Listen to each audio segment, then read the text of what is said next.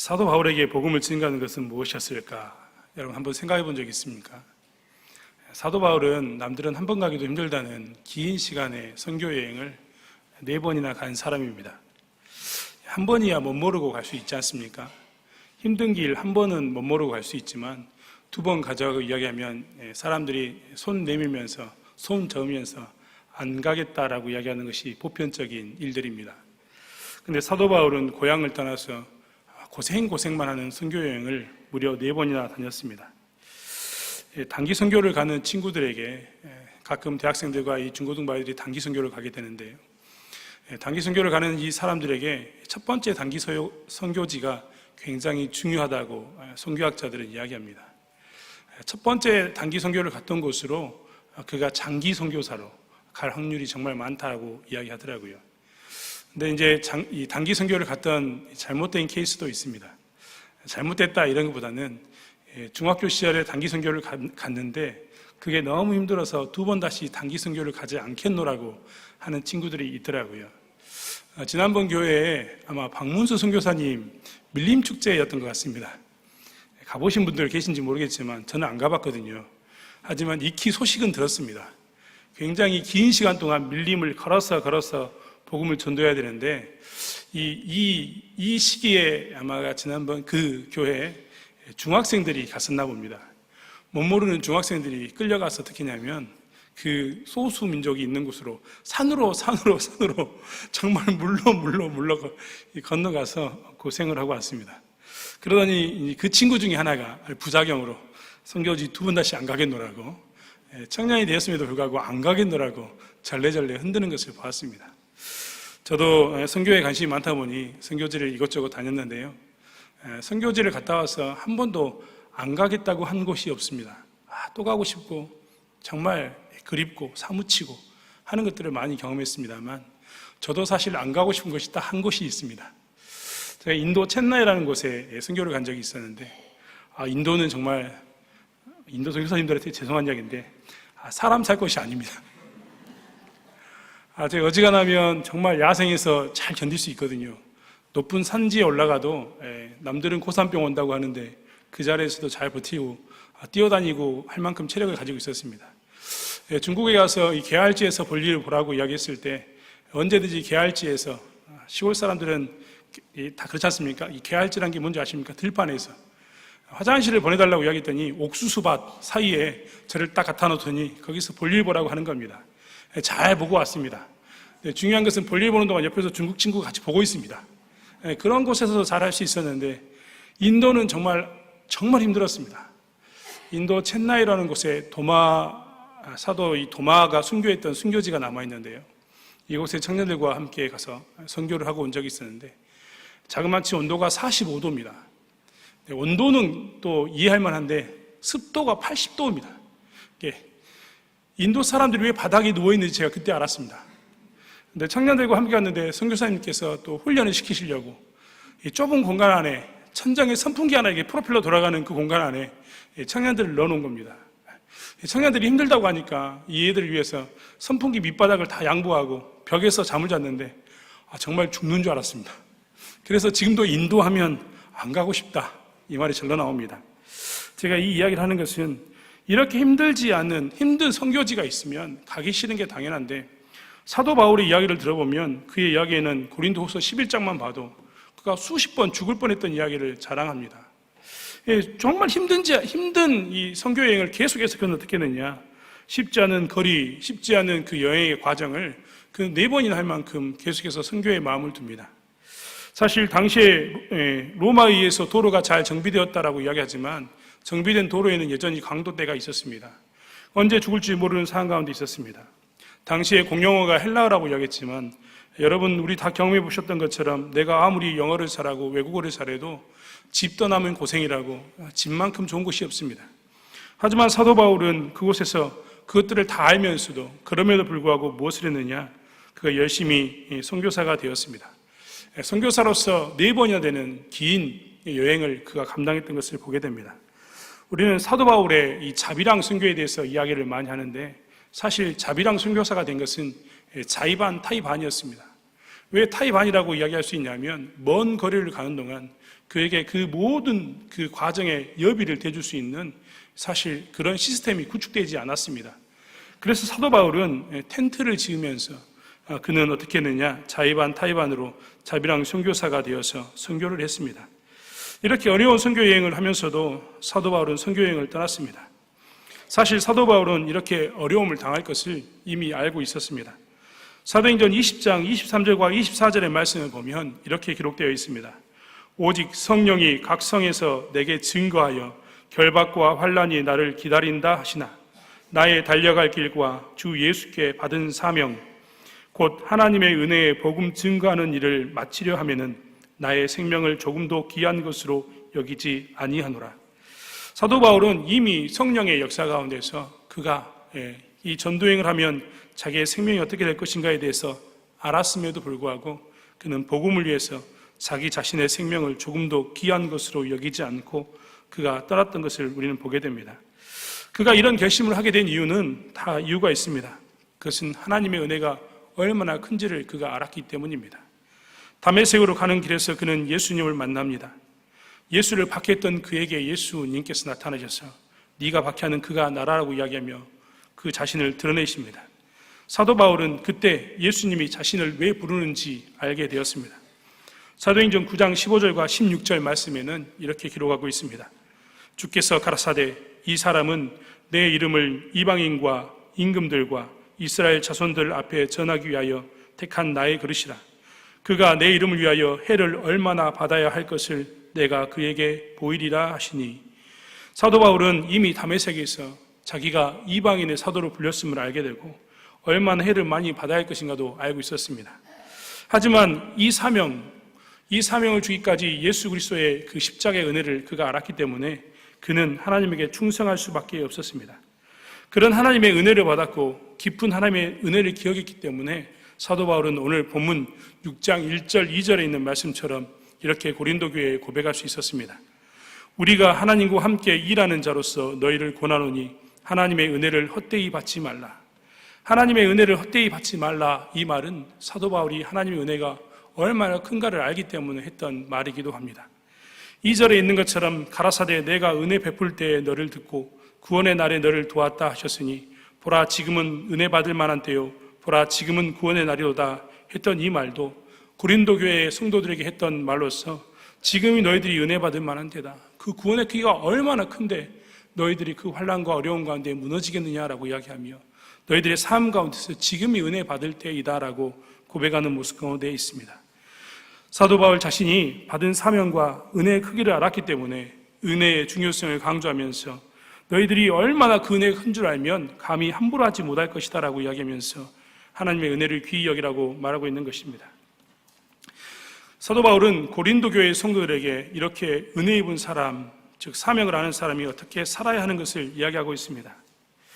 사명을 감당하다 보면 여러 가지 것을 고려하고 살아야 할 때가 있습니다. 예수를 처음 믿으면 우리는 자유를 누립니다. 진짜 자유를 누립니다. 세상이 줄 수 없던 자유 때문에 너무 행복해합니다. 저 또한 그랬습니다. 너무나 좋아서 너무나 행복해서 교회에 오지 말라고 하는 그 날도 교회 갔습니다. 새벽에 깨우지 않아도 교회 갔습니다. 사실 새벽에 깨우지 않아도 교회 갔단 말은 거짓말일 수 있습니다. 왜냐하면 너무 좋아서 사실 밤새도록 교회에 있었기 때문입니다. 밤새도록 교회에 있다 보니까 당연히 그 다음날 저를 찾으러 오는 저희 식구들은 교회로 찾으러 와야 했습니다. 그만큼 행복했습니다. 복음이 나를 얼마나 미치도록 행복하게 만들었는지 생각해 보면 그것은 표현할 수가 없습니다. 정말 표현할 수가 없습니다. 제가 표현할 수 없다고 이야기해도 경험해 보신 분들은 지금 다 미소를 지으실 겁니다. 그랬어. 나도 경험했어. 분명히 그러실 겁니다. 그런데 이 복음은, 이 자유를 누리겠다는 복음은 좀 더 시간이 지나면 약간 메인다는 느낌을 받을 때가 있습니다. 그런데 곰곰이 생각해 보면 사실 그 메이는 것은 예수를 사랑하기 때문에 메임이라는 것을 우리는 알 수 있습니다. 남자와 여자가 결혼을 하면, 사랑해서 결혼하면 가정을 이룹니다. 가정을 이루면 그 남자와 여자는 무엇을 하게 되냐면 같이 삽니다. 돈을 벌어서 가정에 도와야 하고 집안에 있는 일이 있으면 같이 그 일들을 나눠야 합니다. 자식이 태어나면 자식을 돌보는 일에 남자와 여자가 함께해야 합니다. 하지만 사랑하는 사이라면 이런 것을 매인다라고 이야기하지 않습니다. 오히려 이런 매이는 것에 대해서, 사랑으로 매이는 이것에 대해서는 오히려 행복감을 느낄 것입니다. 사실 곰곰이 생각해 보면 예수를 믿으면서 좀 매인다라는 생각이 들었을 때 보면 그때는 예수님의 사랑 때문에 우리가 사실은 지고 가는 겁니다. 내가 내 자식을 사랑하기 때문에 내 가정을 위해서 십자가를 지는 것처럼 사실 예수를 사랑하기 때문에 교회를 위해서 나의 십자가를 지고 가는 것, 그 순간이 우리 모두에게 직면해집니다. 모두 다 그 순간을 맞이하게 될 것입니다. 그때마다 우리는 생각해 보아야 합니다. 성숙해서 사랑하기 때문에 생기는 이 매임에 대해서 우리는 어떻게 해야 할 것인가? 사도 바울도 그리고 저희들도 사실 동일한 이 매임 가운데 있었지만 오늘 사도 바울은 복음 안에서 성숙하기 때문에 생겼던 이 걸림돌들에 대해서 오늘 그가 어떤 태도를 취했는가에 대해 오늘 본문을 통해서 이야기하고 있습니다. 사도 바울은 오늘 하나님의 일꾼으로서 3절에 보면 우리가 이 직책이 해방을 받지 않게 하려고 무엇에든지 아무에게도 거리끼지 않게 하고 오직 모든 일에 하나님의 일꾼으로 자천하여 많이 견디는 것과 환난과 궁핍과 곤란에 라고 이야기하면서 그가 자기 자신이 성숙해서 메어야 할 그것, 자기 자신이 성숙하기 때문에 이제 조심해야 할 그 걸림돌에 대해서 어떻게 태도를 취했는가에 대해서 이야기를 하고 있습니다. 사도 바울은 오늘 좀 전에 읽었던 것처럼 이 직책이 해방을 받지 않게 하려고 라고 표현하면서 사도 바울은 복음을 증거하는 그 일에 해방받지 않게 하기 위해서 걸리는 모든 것을 자기가 제거하고 그 걸리는 것들이 있지 않게 하기 위해서 수고하고 애썼다라고 성경은 표현하고 있습니다. 여러분 그렇지 않습니까? 우리 또한 마찬가지입니다. 복음이 중요하기 때문에, 복음이 더 우리에게서 가치가 있기 때문에 우리가 모든 것을 다 할 수 있지만 우리 스스로를 매입니다. 우리 스스로가 복음을 위해서라면 포기하고 어떤 때는 내가 다 할 수 있지만 그것을 내려놓을 때가 있습니다. 사도 바울이 그것을 이야기하고 있습니다. 내가 모든 것을 다 강하게 모든 것을 할 수 있지만 이 더 연약한 자들이나 혹은 복음을 증거하는 것을 위해서라면 그것을 내려놓겠다라고 표현하는 것이 오늘 사도 바울이 했던 이 직책이 해방을 받지 않게 하려고라는 이 표현입니다. 사도 바울은 고린도 교회를 위해서 이렇게 살았습니다. 철저하게 고린도 교회 성도들이 신앙생활하는 데 걸림돌이 되고 복음을 듣는 데 걸림돌이 될 만한 것들을 다 제거하고 살았다는 겁니다. 아니, 그는 비단 고린도 교회만 그런 것이 아니라 그가 전도여행을 하는 그 1차, 2차, 3차, 4차 수많은 전도여행 가운데 가는 곳곳에서마다 그는 항상 이 모습으로 살았습니다. 그리고 이 모습으로 살았던 이것을 통해서 사도 바울은 복음의 결실을 볼 수 있었습니다. 그렇다면 사도 바울은 이 직책, 즉 복음을 전하는 이 직책을 해방받지 않게 하기 위해서 무엇을 버리고 무엇을 취했는가?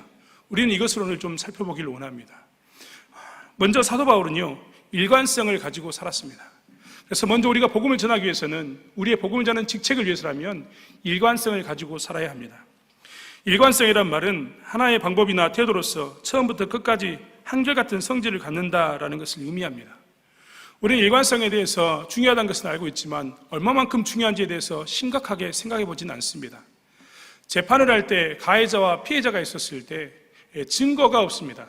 증거가 있다면 그 증거물을 통해서 누가 가해자이고 누가 피해자인가를 결정할 수 있는데 만약 증거가 없다면 재판을 할 때 무엇을 가지고 평가하냐면 그 구수라는 사람, 즉 진술하는 사람, 가해자와 피해자의 그 말에 일관성이 있는가를 가지고 재판을 합니다.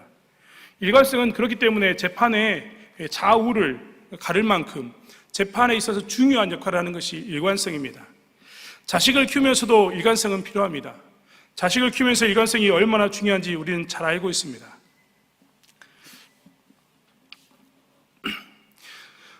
많은 사람들이 자식들의 신앙생활을 대해서 이야기할 때 고등학교 때까지는 잘 생활했는데 고등학교 이후에 신앙생활을 하지 않습니다라는 이야기를 참 많이 합니다. 중고등부 사역을 하다 보면 그 이야기는 아주 우리나라에 있는 보편적인 교회의 문제인 것처럼 느껴집니다.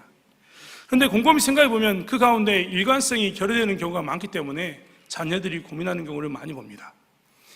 열심히 고3 때 공부해야지 무슨 교회냐라고 이야기했던 부모의 말과 이제 다시 고등학생이 끝났으니 대학교 때 열심히 교회에 나와야지라고 이야기하는 그 부모의 말을 들으면 자녀들은 부모의 말에 일관성이 없음을 느끼게 됩니다. 어떤 때는 교회가 중요하다고 이야기하고 어떤 때는 공부가 중요하다고 이야기한다면 그 이야기에 대해서 자녀들은 부모의 말을 신뢰하지 않습니다. 그렇게 되면 자녀들의 교육은 실패하게 됩니다. 자녀들은 그런 부모님의 일관성 없는 발언에 대해서 어떻게 표현하냐면 엄마의 말이 일관성이 없는 그 기준이 나에게 있어서 기준이 없을 때 나도 일관성 있게 대하는 것에 대해서 정당성을 부여한다라고 이야기합니다.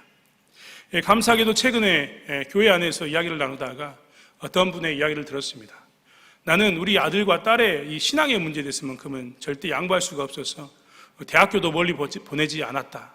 혹이라도 신앙이 흔들릴까 그를 함께 두었다라고 이야기하는 사람을 보았습니다. 정말 감사하더라고요. 그런 사람을 보기 힘들기 때문입니다. 또 공부 잘하란 말 안 한다. 신앙생활 잘하란 말 한다. 라는 분도 만났습니다. 정말 감사했습니다. 저는 개인적으로 결과를 지금 볼 수는 없지만 그 가정은 신앙 안에서 일관성을 가지기 때문에 자녀들도 신앙 안에서 일관성을 가질 줄 믿습니다. 사실 그렇기 때문에 이 재판이나 자녀들에게서 이 일관성이 중요한 것처럼 자녀의 교육에서 일관성이 중요한 것처럼 신앙생활을 하면서도 일관성이 너무나 중요합니다. 이 복음을 증거하는 사람들에게 일관성은 얼마나 중요한지 아십니까? 일관성이 있는 사람의 말은 좀 전에 이야기했던 것처럼 항상 힘을 얻습니다. 그 일관성, 처음과 끝이 같기 때문에 생기는 그 힘이 있기 때문에 항상 신뢰를 얻게 되는 것입니다. 여러분, 잘 될 때 그리고 잘 못 될 때 우리는 일관성이 무너진 경우를 많이 보게 됩니다. 많은 사람들을 지켜보았는데 이 일관성이 무너질 때 보면 어떤 사람은 잘 돼서 일관성이 무너진 사람이 있습니다. 예수 믿기 전에는 힘들어서 하나님께 열심히 기도하고 난 후에 하나님께서 복 주셨는데 잘 되니까 무너진 사람을 보았습니다. 변질됐다고 이야기하는 그 사람을 보았습니다. 반면에 신앙생활 잘하다가 어려움이 당하니까 고난 가운데 있으니까 그 일관성을 버리고 신앙을 떠난 사람도 보았습니다. 사실 이런 삶의 태도가 있다면 세상에 있는 많은 사람들이 신앙인을 바라볼 때마다 좋을 때 변질되는 그를 보면서 신앙이 무엇인가를 고민하게 될 겁니다. 나쁠 때 그들에게 어려움이 있을 때 변하는 그 신앙을 보면서 신앙이 무엇인가를 살펴보게 될 것입니다. 반면에 오늘 사도 바울이 이야기했던 것처럼 사도 바울은 외적으로 내적으로 수많은 고난과 궁핍한 가운데 있었는데 이런 일관성을 지키게 된다면 사람들은 신앙에 대해서 관심을 갖게 되고 그가 전하는 말에 대해서 복음을 받아들이게 되는 것을 보게 됩니다. 사도 바울은 이렇게 이야기했습니다. 4절로 5절의 말씀에 보면 오직 모든 일에 하나님의 일꾼으로 자천하여 많이 견디는 것과 환난과 궁핍과 곤난과 매맞음과 갇힘과 요란한 것과 수고로움과 자지 못함과 먹지 못함과 이런 가운데 있었다는 겁니다. 4절의 이야기를 딱 집어서 규정한다면 그는 외적으로 많은 매를 맞았고 많은 고난을 당했습니다. 5절의 말을 딱 끊어서 읽는다면 그 스스로가 무엇을 해야 되냐면 수고로움과 자지 못함과 먹지 못한 가운데 있었어야 했습니다. 여러분, 우리는 사도 바울의 그 사도행전을 읽을 때 그냥 사도 바울의 이야기가 길게 기적도 있고 하니까 재밌어서 읽게 되겠지만 여러분 한번 생각해 보십시오. 사도 바울이 1차 전도여행을 갔었을 때 그는 어떻게 됐는지 한번 생각해 보셨으면 좋겠습니다. 그는 어떻게 됐냐? 루스드라에서 돌로 맞아 죽을 뻔했습니다만 기적적으로 살아납니다. 비시디아 안디옥에서는 추방당했습니다. 2차 전도여행에 갔을 때는 빌립보에서는 감옥에 갇혀서 매를 맞았습니다. 데살로니가에서는 야손의 집에 있었는데 거기를 포위하면서 사람들이 그를 따라다녔습니다. 그리고 그를 추방했습니다. 에베소서에서는 은을 가지고 가공품을 만드는 사람들이 도시에 이 폭동을 일으켜가지고 그를 쫓아내며 죽이려고 했습니다. 고린도 지역에서는 유대인들이 자기의 동포가 자기를 끌어다가 총독 앞에 끌고 가서 그를 괴롭히는 일 가운데 있었습니다. 이런 일을 당할 때 우리는 대부분 다 이 복음을 가지고 일관성을 지키기가 참 어렵습니다. 하지만 이러한 일을 당했을 때 우리가 복음을 가지고 일관성을 갖게 된다면 사람들은 우리의 이 복음에 대해서 귀 기울이게 됩니다. 여러분, 우리는 복음과 메신저의 복음을 전하는 사람의 이 관계를 잘 살펴보아야 합니다. 복음이 능력이 되지만 복음을 전하는 사람도 굉장히 중요합니다. 복음을 전하는 사람이 일관성이 없다면 아무도 그 말에서 그 가치 있는 복음에 대해서 듣지 않기 때문입니다. 사도 바울은 바로 그것을 이야기하고 있습니다. 사도 바울은 자기 자신을 알고 있었습니다. 그렇기 때문에 성경 곳곳에 그는 자기는 질그릇이다라고 표현합니다. 그리고 질그릇인 그가 무엇을 가졌냐라고 이야기하면 보배를 가졌다라고 이야기하면서 자기 안에 있는 예수 그리스도가 보배임을 이야기합니다. 오늘 사도 바울은 질그릇 같은 자기가 자기 안에 있는 보배, 존귀하신 보배를 증거하는 데 있어서 방해가 될까? 그는 철저하게 자기 자신을 내려놓고 그가 고난을 받아도, 그리고 그가 기쁨 가운데서도 항상 무엇을 했냐면 복음 전하기에 힘썼고 일관성을 가지고 복음 전하는 데 힘썼던 것을 보게 됩니다. 우리 또한 마찬가지입니다. 우리의 삶 가운데서 우리가 일관성을 가지지 않는다면 오늘 우리가 전하는 복음도 사실은 듣는 사람들이 우리의 복음에 대해서 믿어주지 않을 겁니다. 확신을 가지지 않을 것입니다. 사랑하는 성도 여러분, 예수 믿는 사람에게도 제가 성경을 보니 예수 믿는 사람에게도, 잘 믿는 사람에게도 고난은 오는 것을 보았습니다. 특별히 욥기의 이야기를 봐도 욥은 의로운 사람이었는데 그는 정말 자기 자식들의 죄까지 신경 쓸 만큼 의로운 사람이었는데 그는 고난을 받는 것을 보았습니다. 모든 사람도, 그러니까 즉 예수 안에서도 예수 잘 믿어도 고난 받을 수 있습니다. 예수 잘 믿어서 복을 받을 수도 있지만 고난을 받을 수도 있습니다. 하지만 우리가 복을 받았던, 가난에 처해 있든 고난 가운데 있든 우리의 모습은 무엇이어야 되냐면 우리 안에서 가장 존귀한 것은 복음이라고 이야기하는 이 일관성 가운데 서 있어야 합니다. 일관성 가운데 서 있어야지만 우리의 자녀들이 먼저는 우리의 모습을 통해서 여전히 잘 돼도 하나님을 섬기고 힘들어도 하나님을 섬기는 그 부모의 모습을 통해서 예수를 믿게 되기 때문입니다. 우리 주변에 있는 이웃들이 우리의 그 일관적인 모습을 통해서 예수를 믿기 때문입니다. 사도 바울은 그것을 알기에 더욱더 철저히 낮아진 자리에서 그 일들을 감당했던 것을 보게 됩니다. 두 번째로 사도 바울은 복음을 중개해서 무엇을 했느냐? 그는 7절과 8절의 말씀에 나온 것처럼 6절, 7절, 8절에 있는 말씀처럼 깨끗함과 지식과 오래 참음과 자비함과 성령의 감화와 거짓이 없는 사랑과 진리의 말씀과 하나님의 능력 안에 있어 의의 병기로 좌우하고 영광과 욕됨으로 말미암아 악한 이름과 아름다운 이름으로 말미암으며 속이는 자 같으나 참되다라고 표현하면서 그가 무엇이라고 이야기하냐면 그가 복음을 증거하는 데 어떤 마음을 가졌는가를 이야기하고 있습니다. 우리는 두 번째로 봐야 할 것은 무엇이냐면 복음을 전하는 자들의 그 동기를 분명히 해야 한다는 것입니다. 사도 바울의 동기는 무엇이었습니까? 그가 깨끗하다고 이야기했던 이 깨끗함은 다른 것이 아닙니다. 그가 복음을 증거하는 데 있어서 얼마나 순수하게 증거했는가를 이야기하고 있습니다. 그가 오늘 지식이라고 표현했던 이 지식은 신학적인 문제들에 대한 이론적인 이해가 아니라 하나님의 뜻에 대한 이해가, 깊은 이해가 있어서 그 뜻을 어떻게 그가 드러냈는가에 대한 이야기입니다. 오래 참음이라는 것은 그가 다른 사람을 참아내고 기꺼이 어떤 때는 놀림을 당하면서도 복음을 증거할 수 있는, 자신의 욕구가 아니라 남의 그 복음을 위해서 그가 오래 참았던 것을 이야기하고 있습니다. 그리고 성령의 감화라고 이야기했던 것은 자기 자신의 그 삶 가운데서 성령의 역사를 통해서 자기 자신의 이익을 추구하는 것이 아니라, 자기 자신의 욕구를 채운 것이 아니라 이웃의 필요를 채우는 것을 이야기하고 있습니다. 무엇보다도 거짓 없는 사랑이라고 표현하면서 그는 예수님이 보여주신 십자가의 사랑을 자신의 삶에서 보여주려고 애썼던 것을 이야기합니다. 사도 바울이 복음을 증거하는 데 있어서는 이런 동기가 순수했던 것이 있습니다. 세상 살아가면서 사람도 사람을 압니다. 어떤 사람을 사귀면서 그 사람과 조금만 있다 보면 그 사람이 나에게 하는 태도가, 동기가 순수한지 아니면 무엇인가를 요구하고 있는 것인지 우리는 잘 알고 있습니다. 그리고 그 사람을 만나면서 그 사람의 동기가 순수하지 않고 무엇인가를 바라고 있고 무엇인가 나를 통해서 이익을 추구하고자 하는 그 마음을 알게 되면 우리는 그 사람을 떠납니다. 그리고 그 사람과 가급적이면 멀어지려고 합니다. 그 사람이 했던 말은 가급적이면 듣지 않으려고 합니다. 당연한 것입니다. 복음을 들고 있는 우리들이 복음을 증거하는 데 있어서 어떤 마음을 가져야 되는가? 우리는 우리 주변 사람들에게 순수하게 그리스도 예수 안에서 가지고 있는 이 사랑의 동기를 분명히 해야 합니다. 내가 너에게 바라는 것은 아무것도 있지 않음에 대해서 이야기해야 된다는 것입니다. 이것이 필요한 것입니다. 그리스도의 사랑에 대한 순수한 동기를 가지고 그들에게 대하고 순수한 동기를 가지고 그들을 사랑하는 것, 그것이 우리에게 필요함을 보게 됩니다. 내가 조금 이 순간만큼은 네가 교회에 나와야 되기 때문에 참는다, 이런 것이 아니라 네가 복음을 받아들일 때까지 네가 예수를 정말 알았으면 좋겠다라는 그 마음 가운데서 사람을 대하는 것, 그것이 우리에게 정말 필요하다는 것을 다시 한번 보게 됩니다. 사랑하는 성도 여러분, 그래서 사도 바울이 이야기했던 것처럼 우리는 무엇을 해야 되냐? 우리의 동기를 순수하게 분명하게 해야 되는 것을 보게 됩니다. 이것을 통해서 사도 바울은 무엇을 증명했느냐? 고린도 교회에 복음을 증가하는 데 힘썼던 것을 보게 됩니다.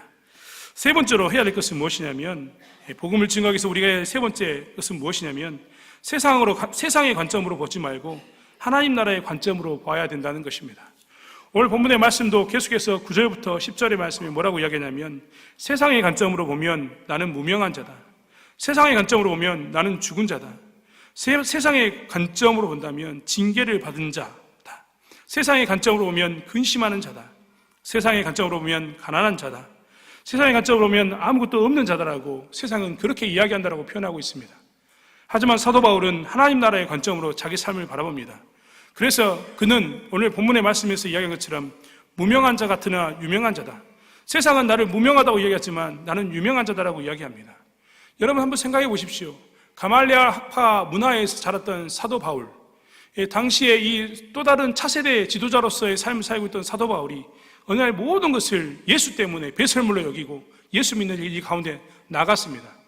아마 가말리아 학파에서 같이 공부했던, 그리고 사도 바울을 예전에 알았던 모든 사람들은 그렇게 이야기했을 겁니다. 내가 예수 때문에 미쳤다. 그리고 네가 지금 하고 있는 것은 다 쓸데없는 일이다라고, 무명한 자들이 하는 짓이다라고, 쓸데없는 이름 없는 자의 짓이다라고 이야기했을 것입니다. 하지만 사도 바울은 그것에 대해서 이야기한 겁니다. 그들은 무명한 자라고 나를 평가할지 모르지만 하나님 나라에서 나는 유명한 자다. 그들은 나를 죽은 자같이 보지만 사실은 나는 무엇입니까? 죽임을 당하지 않는 자, 나는 살아있는 자라고 그는 표현하고 있습니다. 그들이 보기에는 사도 바울이 근심하는 자처럼 보이지만 사도 바울은 항상 기뻐했습니다. 여러분, 밤새도록 낮에는 텐트를 만들고 밤에는 복음을 전해야 되는 텐트 메이커의 삶이, 텐트장의 그 삶이 쉬웠겠습니까? 자비랑으로 사는 그 사도 바울의 삶이 쉬웠겠습니까? 그렇게 그들은 사도 바울의 삶을 보면 전전긍긍하는 그 삶을 보면서 근심하는 자 같다라고 표현했지만 사도 바울은 뭐라고 했냐면, 나는 항상 기쁘고 너희들은 나는 가난한 자처럼 보이지만 나는 사람을 부유하게 하는 사람이다. 그리고 모든 것을 가진 사람이다라고 사도 바울은 표현했던 것을 보게 됩니다. 복음을 증거하기 위해서 우리가 가져야 할 관점이 바로 여기 있습니다. 세상의 관점으로 나를 보는 것이 아니라 하나님의 관점으로 나를 보는 것입니다. 세상 사람들이 나를 보면 네가 그런 모습 가운데 복음을 전하는 것은 무익하다라고 얘기할지 모르겠지만 하나님 나라의 관점으로 본다면 우리는 유명한 자로서, 그리고 모든 것을 가진 자로서 복음을 증거할 수 있기 때문입니다. 곰곰이 생각해 보면 우리가 처한 상황 가운데서 우리를 기쁘게 했던 것, 내가 살아있다는 것을 자꾸 나로 하여금 깨닫게 해주는 것은 무엇이냐면 내가 예수 그리스도의 십자가를 증거했을 때입니다. 세상 사람들은 느끼지 못하겠지만 예수 믿는 우리들은 십자가를 지고 내가 내 삶을 살아갔을 때, 내가 정말 생명 가운데 있구나, 내가 예수를 믿는 가운데 있구나라고 우리는 고백하지 않을 수가 없습니다. 사도 바울이 바로 그것을 이야기하고 있습니다. 우리는 이렇게 살아야 합니다. 하나님 나라의 관점으로 살면서 십자가를 지며 십자가를 지고 가는 삶이 내게 생명이 있다는 것을 자꾸 알고 깨달았을 때, 우리에게 생명이 있다는 것을 알았을 때, 살아있다는 것을 경험했을 때 우리는 어떻게 하냐면 우리의 삶을 풍성하게 될 뿐만 아니라 그 복음을 담대히 증거할 수 있는 삶을 살 수 있기 때문입니다. 사랑하는 성도 여러분, 우리는 지금 영광을 전도하라는 제목을 가지고 계속해서 이 직책에 대해서 이야기하고 있습니다. 오늘 사도 바울이 이야기했던 것처럼 우리는 이 직책에 대해서 다시 한번 생각해 보길 원합니다. 이 직책이 해방을 받지 않게 하려고 무엇이든지 아무에게도 거르키지 않게 하고 표현했던 이 사도 바울의 말이 우리의 말이 되길 원합니다. 사도 바울의 고백이 우리의 고백이 되길 원합니다. 다시 한번 우리가 살펴서 우리 가운데 우리가 일관성을 가지고 복음을 위해서라면 우리의 삶 가운데서 잘 되든 못하든 복음을 증가하는 자리에 있음으로 인해서 이 복음을 증가하는 이 통로가 되길 원하며, 또한 동기를 분명히 해서 나는 오직 네가 예수를 믿기만 온다는 이 분명한 동기를 드러냄으로 인해서 우리의 자녀들에게, 이웃들에게 복음을 증가하는 통로가 되길 원합니다. 그리고 다시 한번 힘들고 어려울 때마다 세상의 관점이 아닌 하나님 나라의 관점을 봄으로 인해서 우리의 직책을 감당하고 하나님의 일을 감당하는 저와 여러분이 되기를 원합니다. 기도하겠습니다.